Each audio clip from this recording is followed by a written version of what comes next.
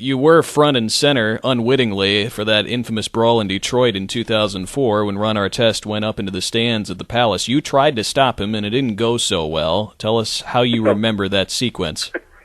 Well, that's the understatement of the year. It did not go well for me, or for Ronnie, or for anyone else that was there. The way that unfolded was, it was a game early in the season between the Pacers and the Pistons, and it was the year following Pacer-Pistons Eastern Conference Finals. It was clear they were the best two teams in the East again. It was bitter. It was physical.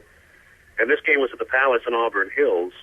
And late in the game, the Pacers were up, I think, by 17 in the final minute, and there was a hard foul at the rim with Ron Artest fouling Ben Wallace. And there were some words exchanged and some shoves, and the whole thing drifted over to the broadcast area, the scorer's table. And Ronnie wound up laying on the table right in front of us. And the officials did a poor job of handling it, of administering it, and they let it go on too long.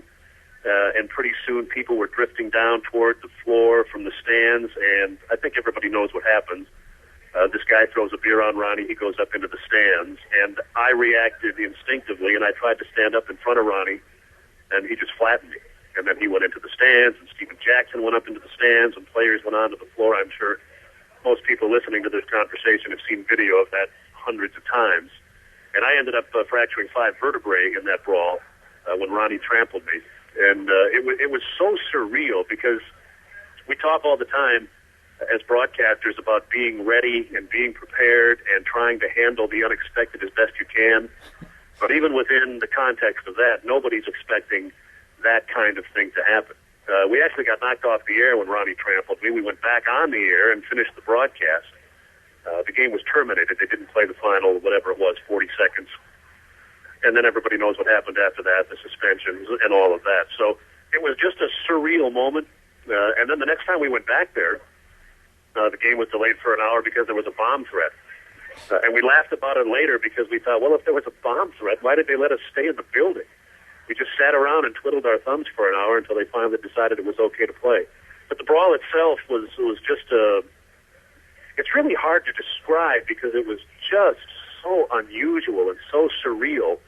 At the time that you're going through it, you don't have those emotions. You're just trying to deal with the circumstances as they unfold. But when you look at it in retrospect, you shake your head and think, wow, did that really happen? What was it like leaving the arena after that brawl? It was really weird because in almost all of these NBA arenas, the bus parks in the building, and the same is true at the Palace. So the game ends early. There was some talk of some of the Pacer players being arrested. That never happened. We were all allowed to leave. But I distinctly remember somebody, I don't remember if it was a security guy or a policeman. We were advised to leave the Palace with the bus lights off just in case. Just in case of what? Is somebody going to shoot us or attack us or what? Well, the bus driver ignored the instructions. It's nighttime. You can't drive down the road with your lights off, and nothing happened.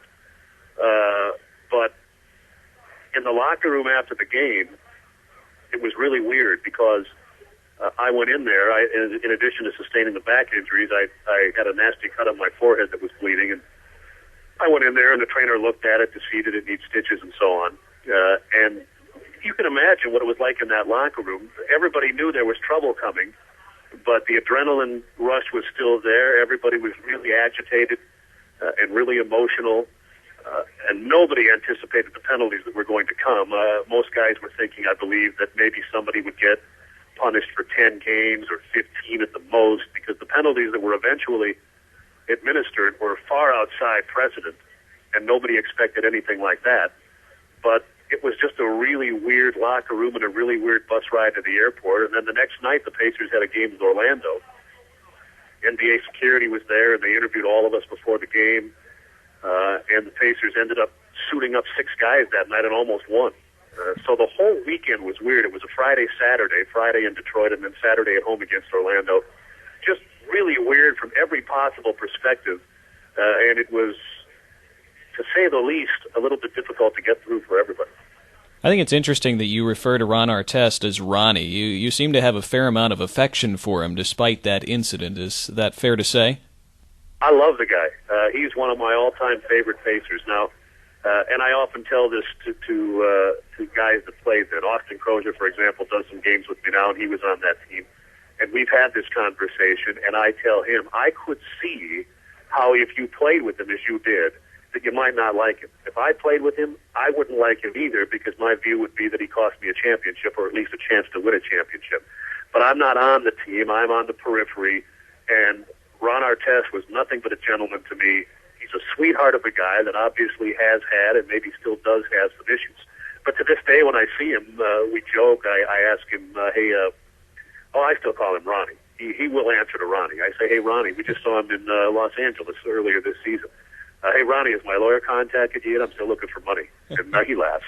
And Steven Jackson's the same way. From the outside looking in, guys like Ronnie and Steven Jackson appear to be renegades who inevitably do something to derail their team, and there's some truth to that. But they were such good guys, and I have such affection for both of them. And I always say that when somebody asks me about them, and people sometimes raise their eyebrows when I've been around there for 25 years, and a lot of guys that come through there, and they are two of my all-time favorites.